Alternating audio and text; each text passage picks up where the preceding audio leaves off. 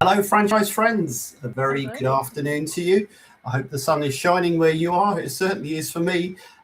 Welcome to Franchising Brand Stories Live. This is the show that brings you all of those inspiring and interesting stories from the world of franchising and global franchising at that. And we're live. And today we're going to continue our journey of discovery with the Back Nine franchise, the USA's second fastest growing franchise of all time that's arrived here in the UK marketplace. And we're going to have a chat to a franchisee who's come into the Back Nine Golf from a completely different angle. Well, somebody who doesn't like golf anyway. You're a bit like me. I'd say actually to say you don't like golf is probably not correct. I'm sure you love golf, but you don't wake up every morning thinking, you know what, I must get out on the golf course and hit a few golf balls. Exactly. So, as always, please feel free to just pop a message in the chat room. Any questions you'd like to myself or Bailey, please put those in the chat as well. But yeah, we're just going to run through, have a bit of a chit chat, a bit of a natter. The QR code is on the screen as always. So if you're really tempted to find out a bit more, then please scan that and that'll take you to the good stuff. Anyway, very warm welcome, Bailey. Hello, welcome to Franchising Brand Stories. Hi, thank you so much for having me today. Listen, it's an absolute pleasure, and thank you very much indeed for joining us. Just so tell us a bit about where you're talking to us from now, and tell us about your Back Nine franchise. Yeah, so we're in Lubbock, Texas, kind of towards the top of Texas in the Panhandle area. So we've got perfect weather for outdoor and indoor golf. It's kind of unpredictable sometimes, so it can be very hot, very windy, cold weather. So we've kind of got a great opportunity here to just cater to being able to have golf year-round, 24/7. So we've got 5 simulator bays with full swing here, and about 3,900 square feet. So, and we've been open since mid-February. So it's going well. Brilliant. And just tell us a bit about how you structured your bays there, because you've got an allocation for members, but you've got public tee times as well, right? Yes. So 2 of our bays are private. So those are only, certain membership types that have access to these private bays. And then we have 3 open bays, just same technology, same idea, just doesn't have a door, right? And so that's where our public tee times can book into those bays and members alike. Brilliant. And just while I'm going a little bit off piste here, but I was very fortunate. I was invited to an open day yesterday hosted by Full Swing, and you use Full Swing in your centers, right? Yes, I mean, we it's sure quite do. incredible, the technology, isn't it? And the real experience. How do your members find that? Does that take them by surprise when they first sort of come into the center? Yeah, I think so. People that have experience with simulators are definitely impressed. They've seen what the competitor has and what Full Swing has, and it's just, I think, a step above every other option. Just immediate feedback. There's no delay. Just all those perks that are really awesome. Great graphics and everything. Yeah. And then, of course, you've got the person that's never been on a simulator and they really don't know what they have. We're like, trust us, it's the best in the business. So it's really it really impressive. is quite easy, isn't it, for somebody when they come into the center to really power up the simulators and get to use them. Yes, it's very user friendly. It's all like touch screen and pretty straightforward. It says golf, touch the golf button, load it up. But there's also a QR code that we put on the wall. And then before a public tee time books, they get a YouTube video kind of walking you through everything. So we make it easily accessible where everyone can be successful with it. Brilliant. And also I found out a little bit more about the booking system as well. I mean, that's all very, very trick as well, isn't it, in terms of the actual booking system and how your members get access to the center. I mean, literally they book online and they get a QR code, is it, or an entry code to their phones? Yeah, they get, if you're not a member, you get a text message to a link, and then you just press the link and tap unlock door. But our members also have an app. And so when they have a booked tea time, you just go directly to the app and click unlock door, and it's super simple. Brilliant. I mean, that must make it so easy for you as well as the owner of the business as well. You don't have to be involved. And I mean, how often do you spend a lot of time in the center yourself? I think that I've experienced, even though we haven't been open too long, I've experienced a little bit of seasonality already. We opened and it was a little bit windy and, springtime. Now that it's been summer, it's a little slower. So I've found that my schedule kind of has gone like this as well, which is actually very nice for me. I'm a mom of two kids that are 11 and 13. So having summer with them and flexibility, taking them to Awesome. camps and just having a good summer with them has been great. So, I Yeah. mean, there's time spent here, of course. Cleanliness is a high priority for Yes. me. So coming in and making sure it looks nice and trash is changed, just Yeah. those little kind of things. I think in the fall, we're going to pick back up probably pretty heavily, with just new people being more interested whenever they're driving indoors more. And Yeah. I'm sure that'll drive Brilliant. my hours up here as well. So good work-life balance for you as well as a mum. Yeah, You yeah. know, I you can go absolutely. and attend those events and do everything you need to do with your kids and still have your business. Listen, that's awesome. That was a little bit off piece. I'm sorry, Oh, but you're fine. I'll be honest. I was really impressed yesterday when I went to, and it sort of inspired me to ask some questions. Yeah. We got a few Yeah. people that have joined us here, which is Okay. great. We got Julie Waits. Hello, Julie. You're very, very welcome. Thank you for joining us. And of course, we've got the one and only Ash Paulton here. Bailey, thank you for doing this. We're keen to make our facilities here in the UK inclusive to all men, women, children.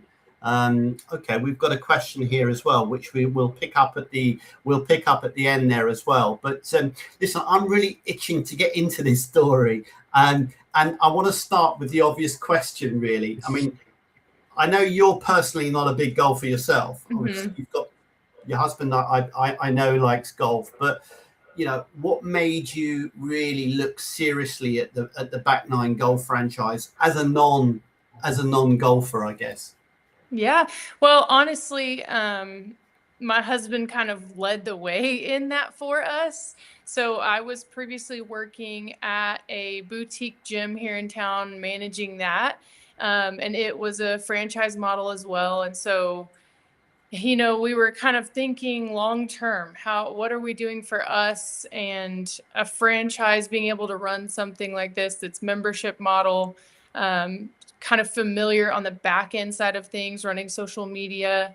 Um, that was kind of just like they went hand in hand as far, I don't play golf, but I can do all the other Yeah, business day-to-day things. yeah, And my husband actually just came across an ad to be a Back Nine franchise owner. And we were like, well, maybe this could be good for us. The model and how it was sold to us, of just like I talked about, this flexibility. You don't have to be here all the time, low staff need, and just all those perks that come along with it were really intriguing to us. And then on the golf side, he is an avid golfer, and so he really did his research on the simulator technology itself and kind of compared different ones. And we obviously came out with that full swing, that partnership with Back Nine that made it the best option. yeah. So it's been great for us. Yeah, that's brilliant. So, I mean, what again coming into the business? I mean, what skills and experience from your previous career were really, really helpful? Because you used to work in the gym sector, right?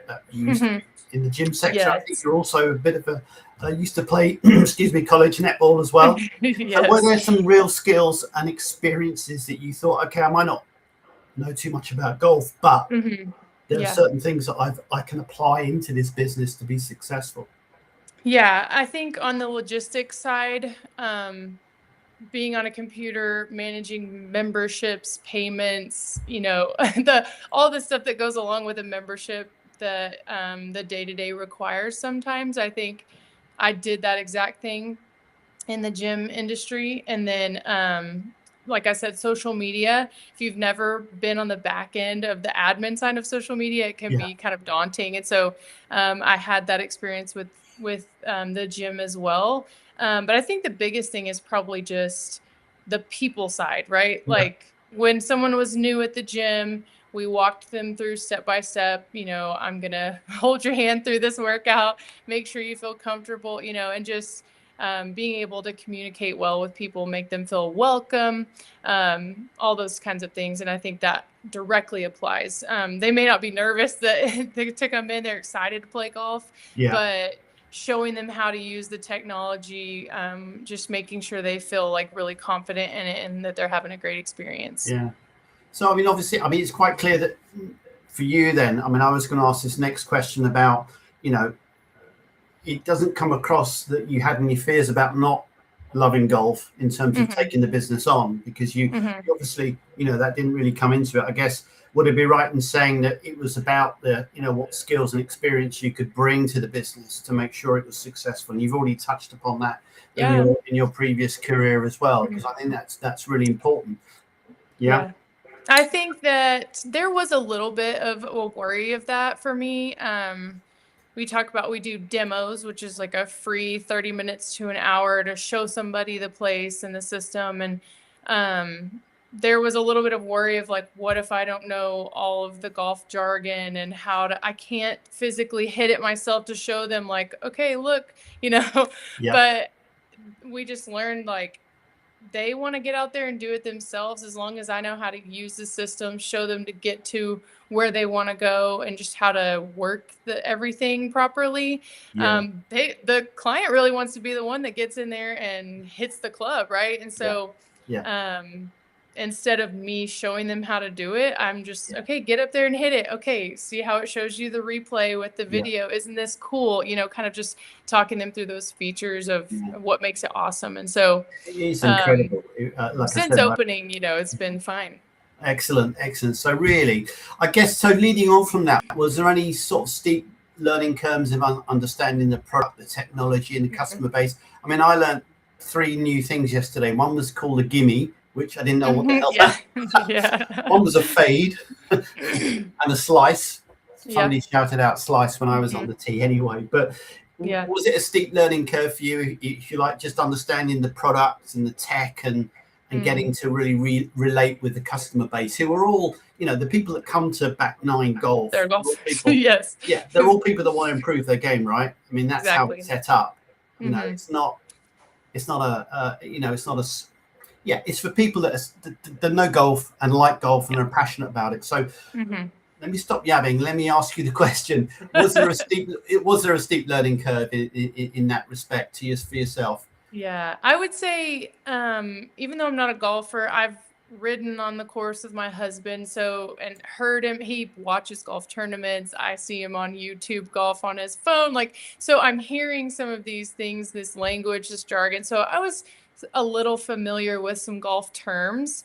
But I think that aside from, the gimme is something you'd want to know, right? But those are just super easy to learn. It's kind of like once you hear that one, you're like, oh, that makes sense. So for the most part, I was worried too. I still couldn't probably tell you what a draw and a slice and a fade is, which way they go, But like you said, the customer's going to know that. I don't have to sit there and say, oh, you just hit a slice.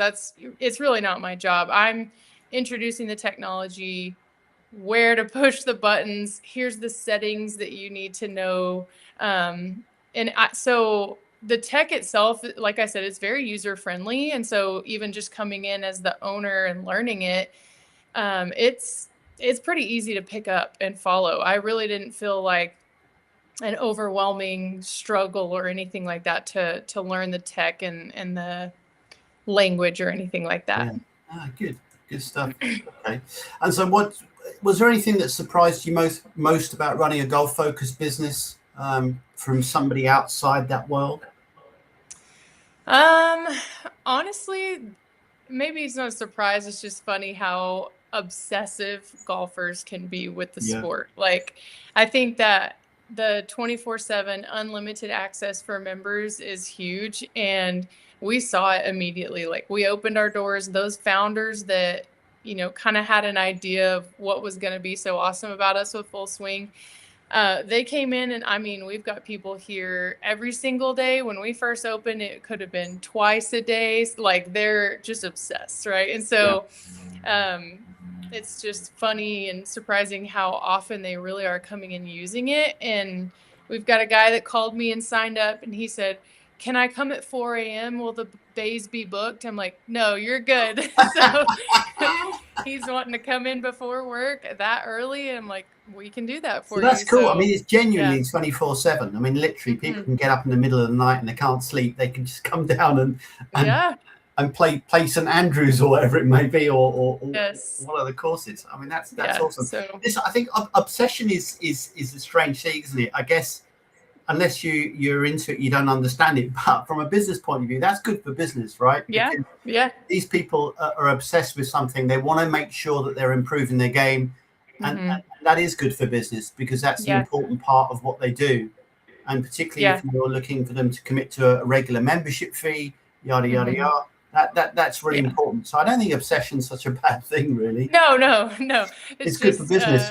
it is. It's great. And to just see that, like you said, it's truly accessible anytime. Like, we Yeah, have people that show up at midnight and come. I had a guy pulling all-nighter the other night. He was here from midnight to 6 a.m. There's no one here. He's just playing golf. So, I incredible. mean, yeah, that's the really cool part about this business. There can be some fears when you first open of like, I can't watch it all the time. That's why we have cameras. But, Yeah, oh, wow, they're there and I'm not. And it can be a yeah, little nerve-wracking, but you find that people take care of it. They want to treat it well because they're going to be a member of it. So they want it to stay nice when they're yeah, coming back to it. And so it really has, yeah.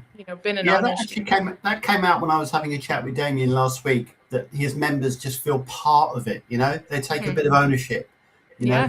If somebody saw a bin was overflowing, they'd go and empty it, or whatever it may be. Hmm. And I think that's Yeah. great. And I think a lot of that is carrying forward from the ethos of being part of a golf club as well. A Yeah. traditional golf club. Everybody feels part of it and a Hmm. member. Okay, Yeah. I think we'll move on to something that I'm genuinely interested in. So, in terms of the business itself, how much of this business is actually about golf, and how much is about hospitality, operations, and customer service?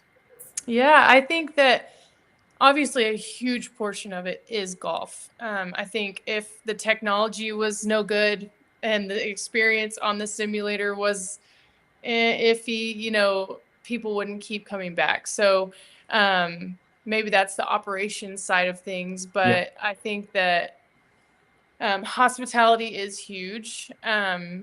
I think if so we're lucky we have like one competitor in our area that has the same kind of model. But if you've got a lot of a saturated market, like a lot of people do, that's going to be something that's going to set you apart. yeah, That you're there, they know your name, you know their name, yeah, and that you can provide great customer service. yeah, So some things that we're trying to look forward to doing is just putting on tournaments that are in-house that keep our members excited and coming back. Doing like a member appreciation night so that they know we're grateful for yeah, their business and their membership that keeps our doors open. So I think a lot like any business, really. You're saying from a non-golfer's perspective, how does it work? It's like any business that you need to have good people skills, care about them, cater to what they need, and make sure that they're getting a great experience yeah, every yeah. time they come in. And being a Yeah. franchise helps that massively as well, doesn't it? Because Oh, it's your yeah. business. You care Hmm. about this. This is your livelihood, Hmm. your retirement plan, whatever it may be, but you can't afford to let those standards drop. And as a Yeah. franchisee, you've got a vested interest in making sure that your members are looked after. And Hmm. I think that's one of the really good things about being a franchised operation. You've got skin in the game, as they say. Yeah, yeah. And That's the franchise has just been so great. Like, good. from step one to today, they're always very nice, very helpful. They're quick on support side of things. There are definitely franchise experiences where you don't love who you got married to. And that is Yeah. definitely not the case for us. We have been 100% happy. Brilliant. Oh, that's fantastic. Okay. So let me just dig a little bit deeper into the business side of things as well. I mean, as the business owner, from a commercial perspective, what metrics do you focus on daily, weekly to drive the performance of your back Yeah. nine center? I mean, number one is going to be membership, of course. That's what's expected every month. That's going to pay the bills for you. But I think that putting a heavy emphasis into advertising, and we do partner with a company that helps us put on ads with social media.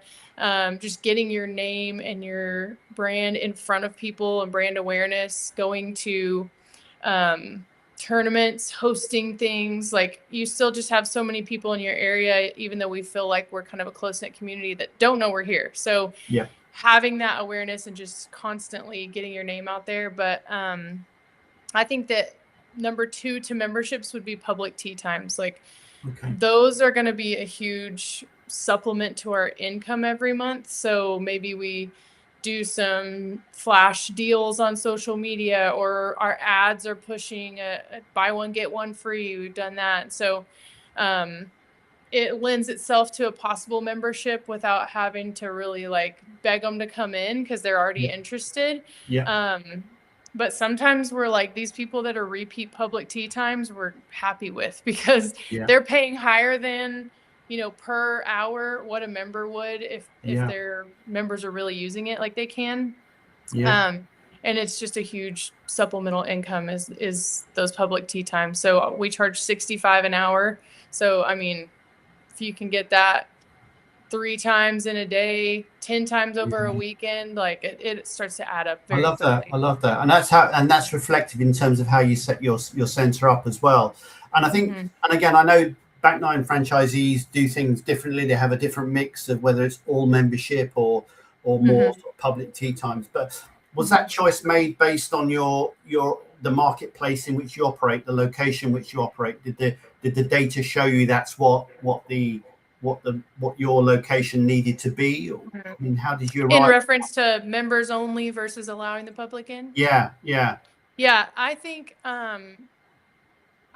it would be silly, in my opinion, to open and not have maximum capacity of members and not allow public tea times. Like, that is your your buffer, your cushion, like, Yeah, So um we've toyed around with, we may get to a point in the future where we either close off public tea times, or we just really restrict the hours that they can come in. yeah, But that was kind of before we opened the doors. And now that we're open, it's like, why would we totally cut off this outside income source if the members aren't booking the bay at that time and a yeah, public got it? And so I don't know that we'll ever fully turn off our public tea times, but we may, like I said, you can change the hours of what's available for them to book. Maybe primetime weekends, we don't let yeah, them. But I definitely think that anybody's market, I would think you'd want that supplemental yeah. income that's Got it. just on top of what you're expecting from your membership dues. Yeah, good, good, good. And just while we're talking about commercials, obviously it strikes me that the biggest um, you've got to get your head around building the membership base. Okay, Mm-hmm. so your pre-sales and your launch, and was that all Mm-hmm. done when the center was being fitted out? What was the sort of timeline that you adopted to get those to start building the membership? Yeah, it was tough because we had like delays with, inspections or permits, and it's hard to get that timing exactly right. Headquarters is telling us, okay, 90 days out, really start pushing it. And it was like, that was a moving target. So we just were trying to be active on social media to just start getting our name out there. And then once we knew we were close, yeah, we really started pushing. We signed up with our social media marketing agency, where they started doing paid advertising for us. And I think we're just blessed, like I said, that we're in an area where there's one other competitor, really. And so we had a great turnout and just interest in our facility when we opened, and if they didn't sign up as a founding member, that we had an influx of demos of people wanting to come in and try it out and see. Good. And we had a good just kind of jump to, we're at almost 85 members. So it's gone well for us. I think social media is just a huge tool that you need to be using, obviously. Yeah, good. So you have an agency that you use. Mm-hmm.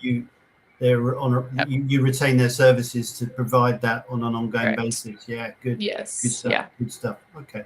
I'm not gonna labour the point anymore about not being a golfer, because it's quite clear that's that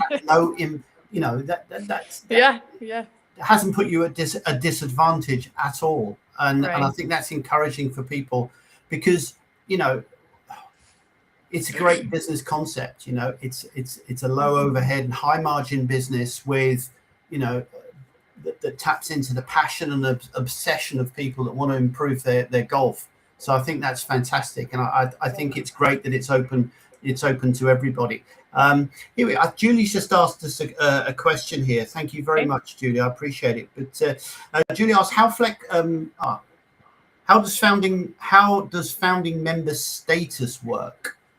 Yeah, so before you open, you're running your ads, you're trying to let people know coming soon. So when they're interested and they want to join as a founding member, obviously your doors aren't open. So we do, and this is just what the franchise does and advised us to do. If they choose to sign up, it's a $25 deposit that just says, I'm claiming one of these founding spots.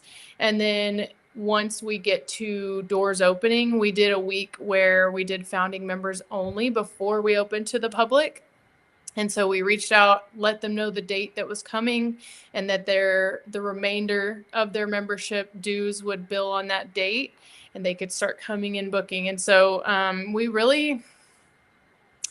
I'm trying to think if we even had anybody that was like, never mind. I said, I gave you my 25, never mind, I don't want to. I don't think we did. I know that that's something that can happen. And we tell the franchise, just says, let it go. Like, don't obviously hold them over the coals, but it went well. We didn't see any issue with it, and everybody just was super excited to start using it. Okay, brilliant.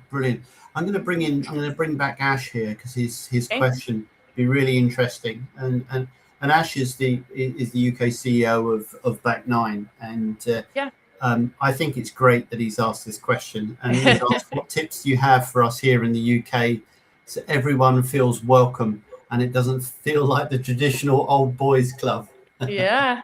So I will say the decoration we have is a little darker walls. It can feel a little like a man cave is kind of what we would say, but it really lends itself to the whole family experience. One, full swing on the simulator. They've got games that are not golf, right? It's like a battleship, and there's skee ball and darts and just all that kind of stuff that lends itself to say, hey, this is obviously not just for golf. You can bring the whole family, and we have people bring in their families and play those games and have a great time. But I think that, especially when I'm looking at like my competitor, we've heard a lot of, we're excited to come here with our family more, simply because they're a bar. They have a bar top and a bartender. And we're BYOB, so you can bring in your alcohol with you, but it's just not the most like in your face forefront focus. We're not blasting, crude music, and just, it's a more of a calm, serene, like golf experience that I think is just our focus, to cater to the serious golfer. We're not trying to cater to boys' night, party weekend vibes. Sometimes that'll happen, right? The guys are going to come in and bring their fun and their drinks, but it's not the main focus. And so I think that in itself, of just the vibes that you're putting out with what it sounds like and smells like, and feel, I've got a scent machine that people comment on. It's just, it feels nice and welcoming, and it's not a party atmosphere, I think, is just the number one thing that is going to keep families coming. Yeah. What was that machine you've got? So I missed it. What was it? It's a scent machine. It blows a fan over essential oils, right? And Oh, so it wow. smells nice. It doesn't smell like, I think wives coming in appreciate that, right? Like it doesn't Yeah. smell like a locker room or a boys club or Okay. smoky boys, like we don't smoke. So just Okay. some of those aspects, I think you'd be surprised how many people comment on that it smells nice in here. Oh, I think it's a big deal. that's fantastic. That's fantastic. Yeah. Listen, I'm not going to keep you much longer because I know you're busy and you've got an empire to build, which is great. But I just want to get along the theme of advice. What would you say to people that are who loves the idea of Mac 9 but thinks I'm not a Yeah. golfer, so Yeah. this isn't for me? What would your advice be? What would you say to them? I would say that golf is not your stumbling block. The thing to me that you need to focus on and worry about of being a successful business owner is, do I have the discipline, the drive, the people skills, just the everything it takes to get your doors open beforehand. All the back end stuff like that. So that goes for if you're interested in business in general, right? You've got Yeah, to have the drive to be successful for yourself. yeah, But that if you're interested in owning a business, that this is a great avenue. Like I said, I've got flexibility. I have autonomy. I've got I can work from home if I need to. But then I've still got those tools in my belt of discipline, of um, keeping my thumb on what's going on in my yeah. business and staying invested and involved. So um, it's not golf that's going to hold you back. It's definitely not. Oh, that's If brilliant. anything, it's a great front door for customers to come to you. Like they're looking for it. They want to play. Yeah, no, that's awesome. Listen, thank you very much. We've run over by a minute and 55 seconds, but Bailey, thank you. Thank you so much for Yes. sharing your experiences with us. And I just want to say congratulations on your choice of franchise, because obviously it makes you very happy. And I wish you all the best and all the success for the future. And Thank if you. anybody out there is interested in finding out more about what Bailey does, and the back nine in general, then please scan that QR code. But for now, thank you very much, Bailey. I really appreciate it. And Thanks. all the best to you. Take Thank care. you.